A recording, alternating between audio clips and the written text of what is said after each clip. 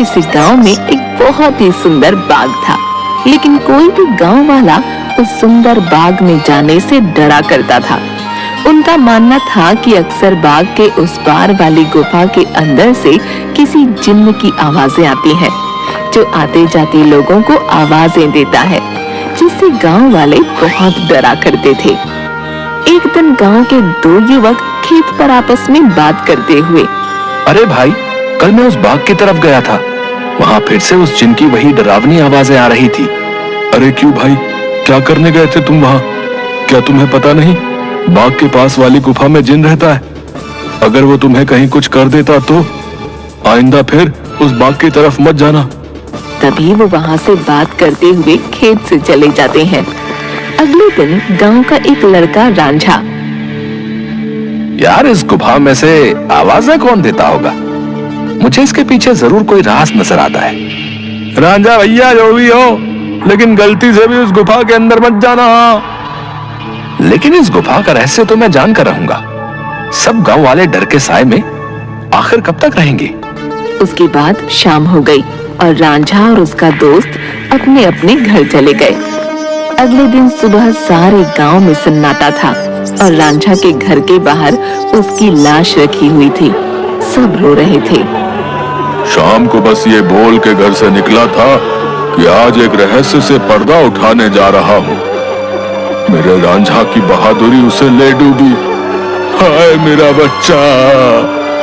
हो ना हो, ये उस गुफा वाले जिन ने ही किया है। हाँ, उसी गांव में धन्नू नाम का व्यक्ति रहता था, जो एक व्यापारी था। उसकी दो बेटियां थीं, रीमा और सीमा। उन दोनों को रंग बिरंगे फूलों का बहुत शौक था।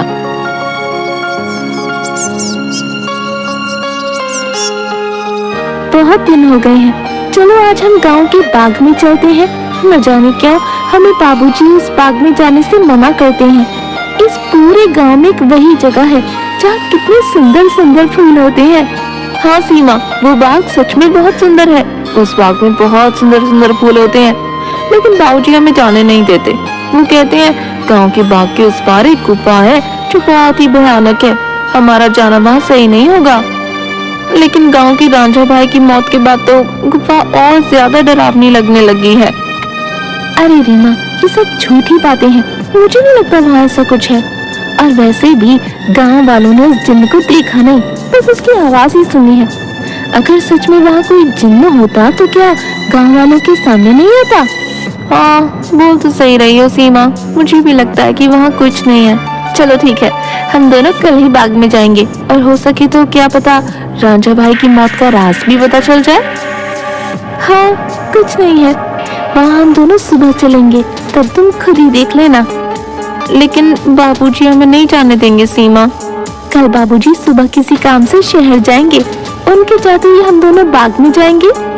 रीमा अपना सिर हिलाती हुई ठीक है। इसके बाद दोनों बहनें अपने कमरे में जाकर सो जाती हैं। अगली सुबह, देखो मेरी प्यारी बेटियों, मैं किसी काम से शहर जा रहा हूँ। तुम दोनों अपना ख्याल रखना और उस बाग में फूल तोड़ने मत जाना। वो जगह अच्छी नहीं है, कोई भी गांव वाला वहां नहीं जाता। पता है ना, रांझा भी वहीं जाने से मारा गया था। हम दोनों बहनें उस बाग में नहीं जाएंगी।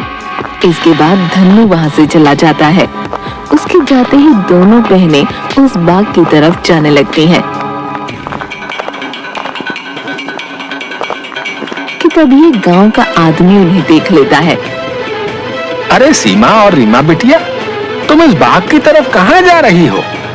क्या तुम्हें नहीं पता कि बाग की उस तरफ एक गुफा है जो बहुत ही डरावनी है? वहां से अक्सर किसी जिन की आवाज आती है। अरे काका, हम दोनों बस बाग में ही जा रहे हैं, वहाँ से कुछ फूल लेकर बस अभी आ जाएंगे। आप चिंता मत कीजिए, हम बाग के उस तरफ वाली गुफा में नहीं जाएंगे।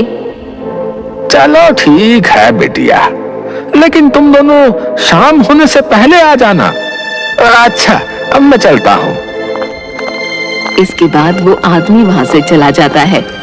थोड़ी दूर चलने पर सीमा और रीमा देखती हैं कि दो चोर आपस में बातें कर रहे होते हैं। अरे भाई, हम ये सही कर रहे हैं क्या? गांव वाले तो कहते हैं उस गुफा में एक जिन रहता है जो लोगों को आवाजें देता है। मुझे नहीं लगता है ऐसा कुछ है।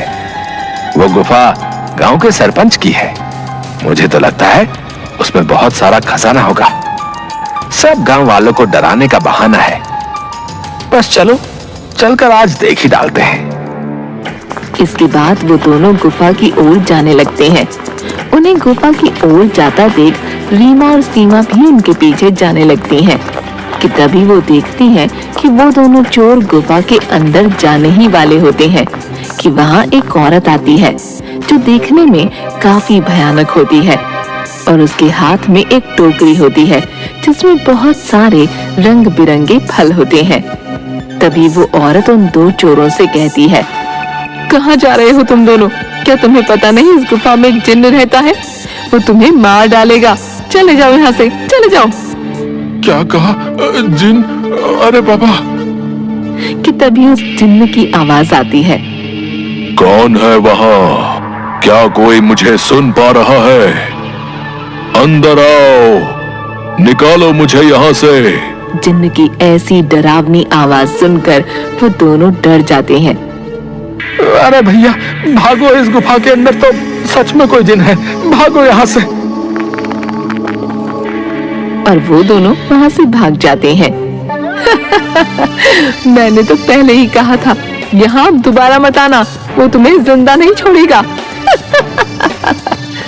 ये सब रीमा और सीमा देख रही थीं कि तभी वहाँ रीमा और सीमा के सामने वो औरत आ जाती है जो देखने में काफी भयानक होती है, जिसके हाथ में बहुत सारे रंग बिरंगे फल होते हैं।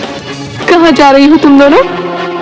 सीमा और रीमा डरते हुए, हम तो बस ऐसे ही बाग घूमने आए थे काकी, लेकिन आप यहाँ क्या कर रही हैं?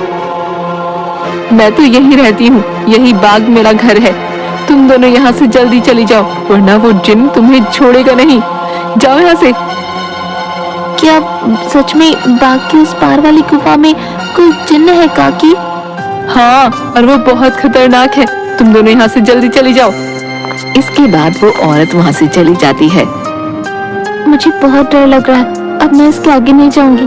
मुझे लगता है वो औरत सच बोल रही है, वो जिन्न हमें मार डालेगा। मैं नहीं जाऊंगी इस गुफा में। ठीक है, तू मेरा यही इंतजार करना। मैं सिर्फ जानना चाहती हूँ क्या वाकई वो आवाज जिन्न की है या नहीं, इसलिए मैं तो गुफा के अंदर जा रही हूँ। तुम यहाँ से कहीं मत जाना, मैं जल्दी आ जाऊंगी। इसके बाद रीमा अकेले ही आगे चलती है।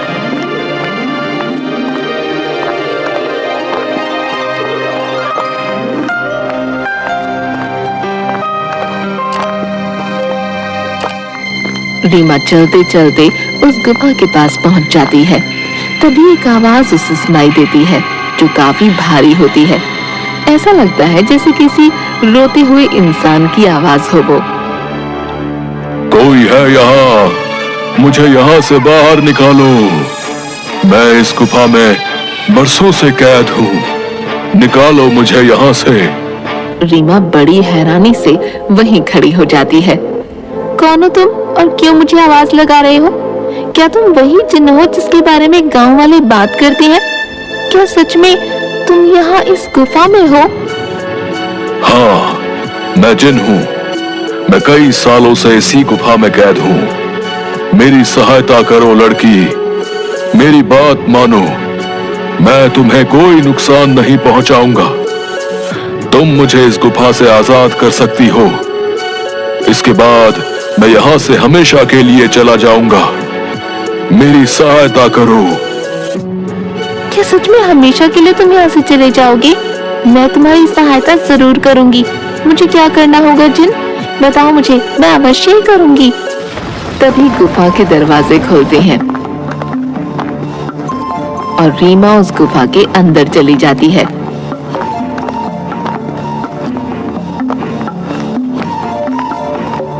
जैसे ही वो अंदर जाती है, एक बहुत बड़ी अजीब से जानवर की परछाई उसे नजर आती है जो देखने में बहुत ही डरावनी होती है।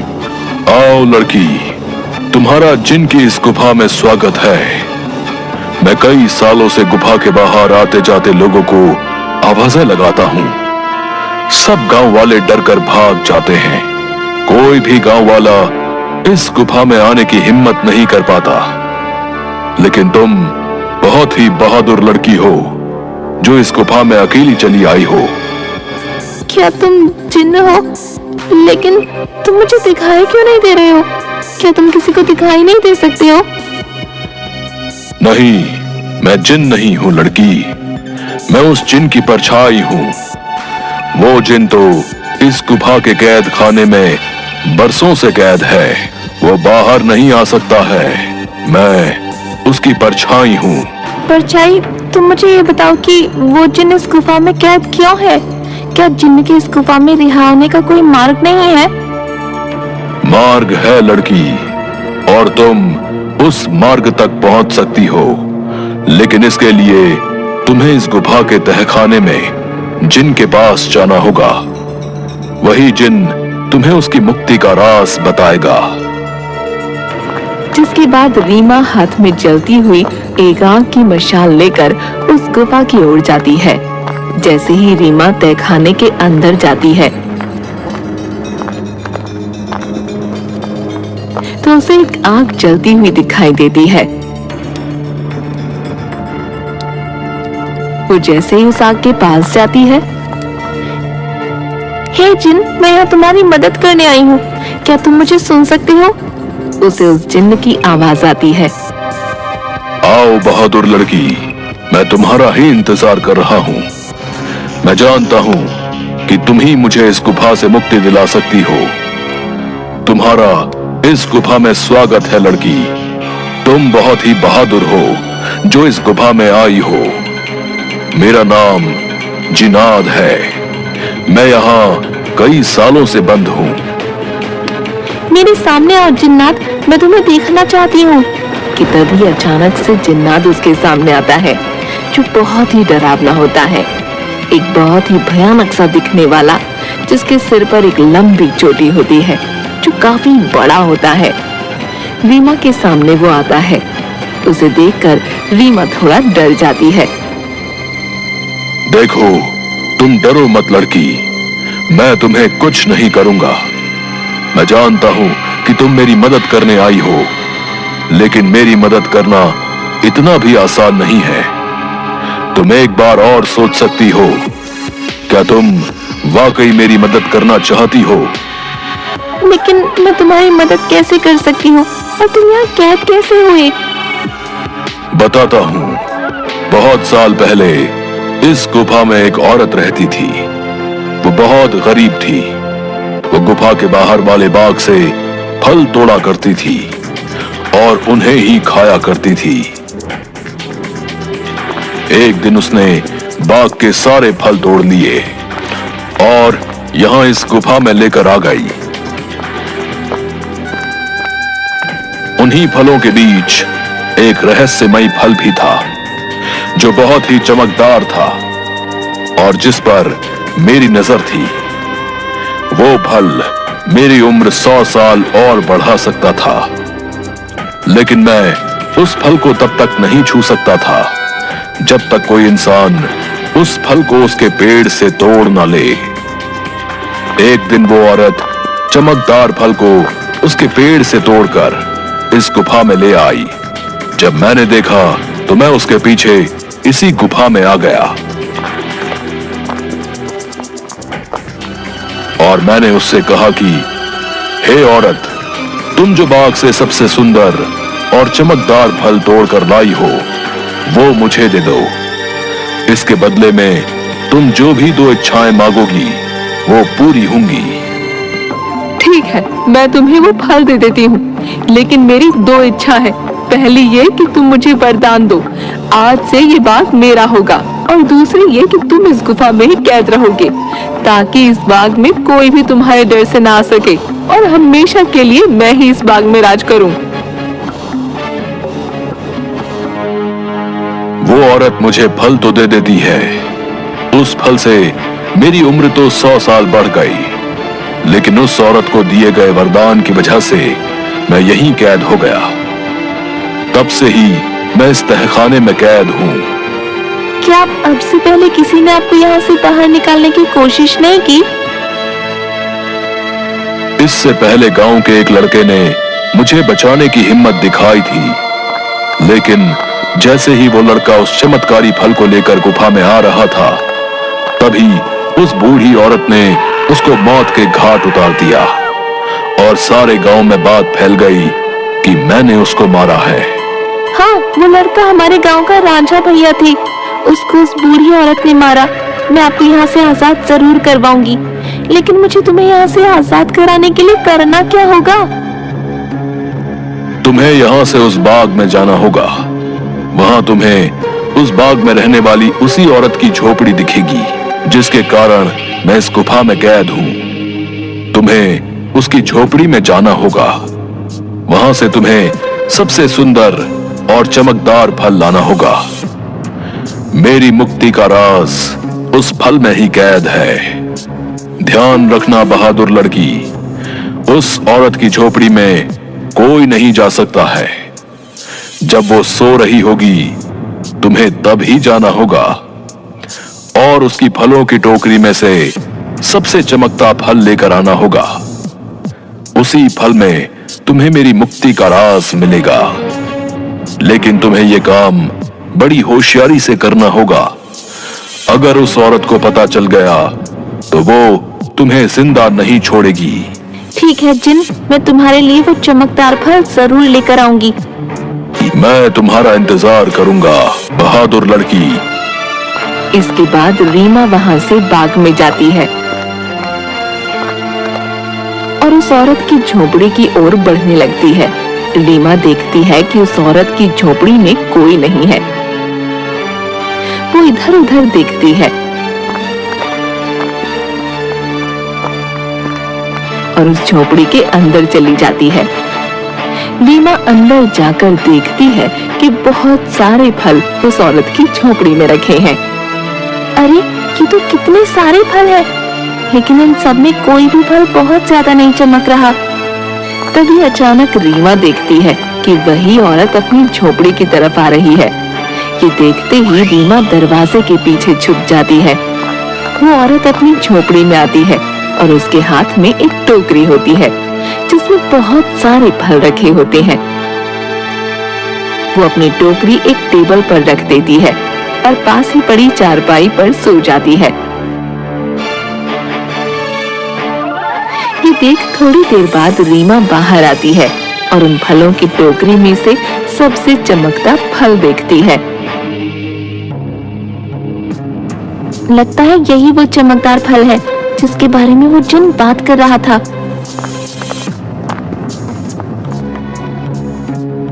रुको लड़की, तुम मेरा ही जादुई फल लेकर कहाँ जा रही हो? मुझे मेरा फल वापस करो, वरना मैं तुम्हें यहाँ से नहीं जाने दूंगी। रीमा ये सुनकर डर जाती है। मुझे ये फल ले जाने दो काकी। मैं इस फल को इस जिन्न को देकर उसे उस गुफा से आजाद कराना चाहती हूँ, ताकि सारे गांव वाले बिना डरे यहाँ सकें। मुझे इस फल को लेकर जाने दो काकी। क्या कहा लड़की? तुम मेरी कई सालों की मेहनत पर पानी फेर देना चाहती हो? उस जिन्न के रिहा होते ही ये सब गांव वाले मुझे इस बाग से निकाल देंगे। नहीं नहीं, मैं ऐसा नहीं होने दूंगी। मुझे ये चमकदार फल वापस करो। ये सुनकर रीमा वहां से उस फल को लेकर भागने लगती है और वो औरत भी उसके पीछे ही भागने लगती है।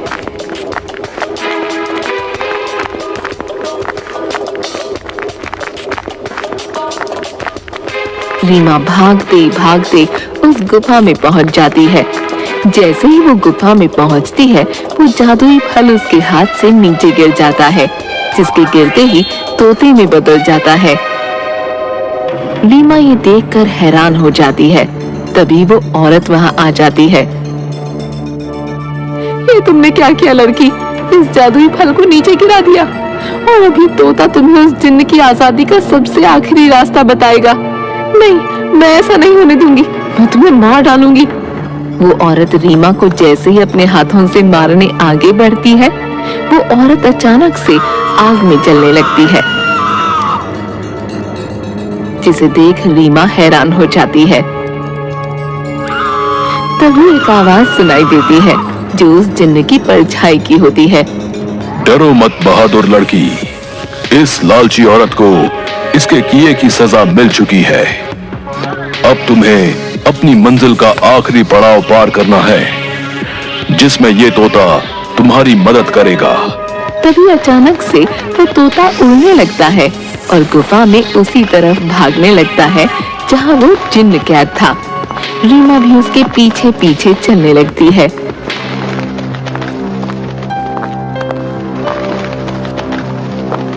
वो तोता एक छोटी सी खिड़की के पास जा बैठता है जो काफी चमक रही थी।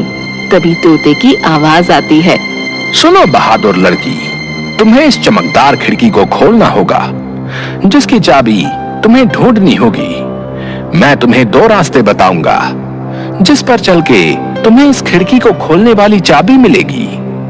लेकिन 2 रास्तों में से तुम्हें कोई एक रास्ता चुनना होगा।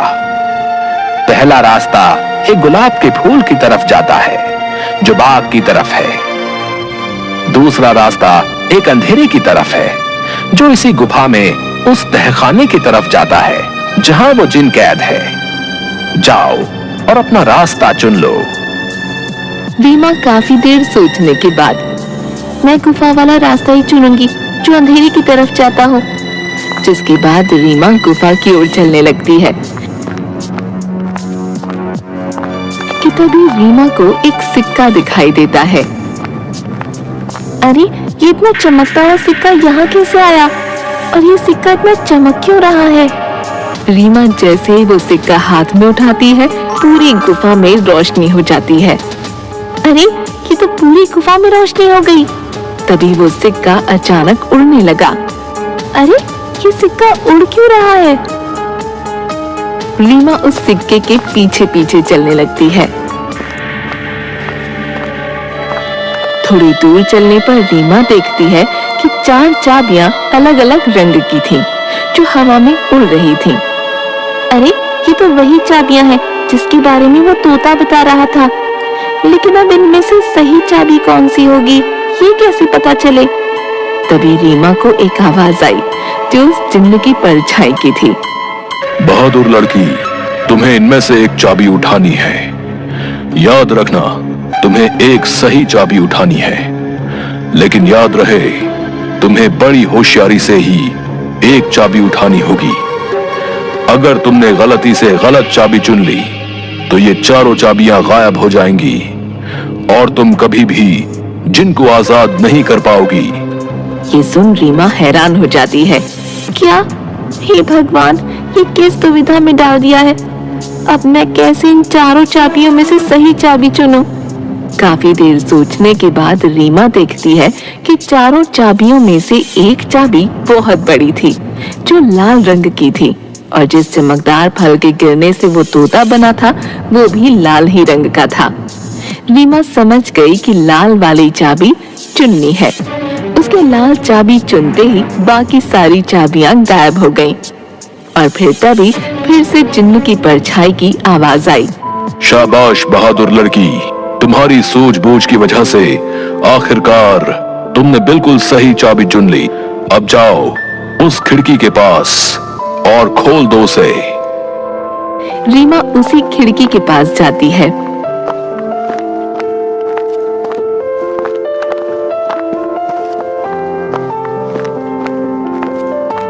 और देखती है कि अभी भी वो तोता उस खिड़की के पास ही बैठा था। ये देखो, मैं इस खिड़की की चाबी ले आई हूँ।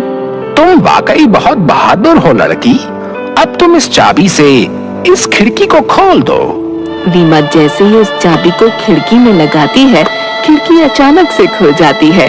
रीमा देखती है उस खिड़की के बाहर बहुत रोशनी थी, जिसकी चारों तरफ बहुत सारे चमकदार फल चमक रहे थे और बहुत सारी तितलियां उनके पास मंडरा रही थीं। वो तोता उस खिड़की में उड़ता हुआ चला जाता है और तोता खिड़की के बाहर जाते ही उस जिन्न में बदल जाता है, जो कई सालों से गुफा में बंद था।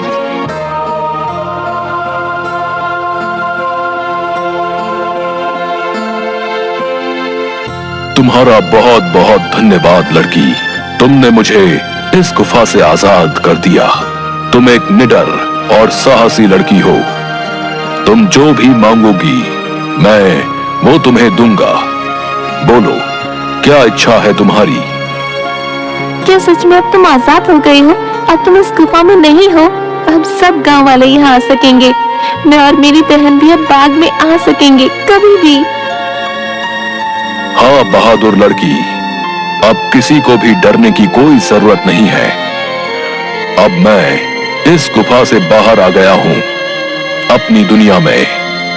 अब मैं किसी को आवाजें नहीं दूंगा। तुम जब चाहो यहाँ आ सकती हो। तुम्हारी ही वजह से मैं आजाद हो पाया हूँ। तुम मुझसे जो भी मांगोगी मैं तुम्हें वही दूंगा। बोलो, क्या इच्छा है तुम्हारी? जिन, मैं कुछ नहीं मांगना चाहती हूँ, लेकिन अगर तुम सच में मेरी इच्छा पूरी करना चाहते हो तो गुफा के सामने वाले बाग से मुझे बहुत प्यार है। इसमें रंग बिरंगे फूल मुझे बहुत पसंद है। मैं चाहती हूँ कि ये बाग हमेशा ऐसे ही खिलखिलाता रहे, इसके फूल कभी न मुरझाएं। ठीक है बहादुर लड़की, तुम्हारी ये इच्छा जरूर पूरी करूंगा। अब ये बाग हमेशा यूं ही रहेगा, कभी भी मुरझाएगा नहीं। तुम अब जब भी इस बाग के फूलों को देखोगी तो ये हमेशा खिले रहेंगे। अच्छा, अब मैं हमेशा के लिए यहाँ से जा रहा हूँ। इसके बाद वो जिन्न गायब हो जाता है और खिड़की बंद हो जाती है। रीमा जब गुफा से बाहर निकलती है तो सब गांव वाले धन्नू और सीमा बाहर खड़े होते हैं। अरे मेरी बिटिया, आ गई तू वापस। उस जिन ने तुझे कुछ किया तो नहीं? आखिर क्यों गई थी तू उस गुफा के अंदर? अगर वो जिन तुझे मार डालता तो क्या करता मैं? दीदी, तुम ठीक तो हो ना? क्या सच में तुम्हें उस जिन्न ने कुछ नहीं किया? बाबूजी, मैं बिल्कुल ठीक हूँ। अब अंदर कोई जिन्न नहीं है। इस गुफा के अंदर जो जिन्न था अब वो हमेशा के लिए इस गुफा से चला गया है। अब आप सभी को डरने की कोई जरूरत नहीं है। अब कोई भी यहाँ आ सकता है। अरे क्या बोल रही हो रीमा बिटिया?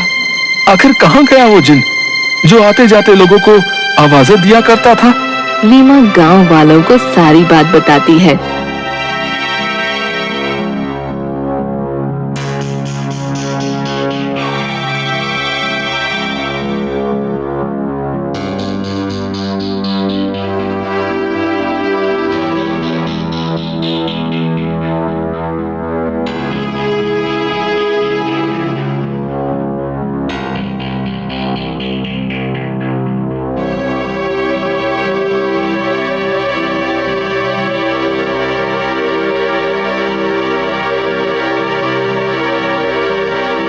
थोड़ी देर बाद गांव वाले बहुत खुश होते हैं और रीमा से बोलते हैं, अरे रीमा बिटिया, तुम तो सचमुच में बहुत बहादुर हो।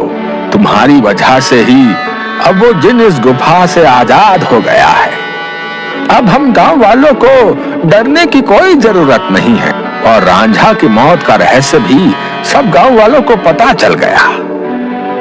इसके बाद गांव वाले बिना डरे हंसी खुशी गांव में रहने लगते हैं।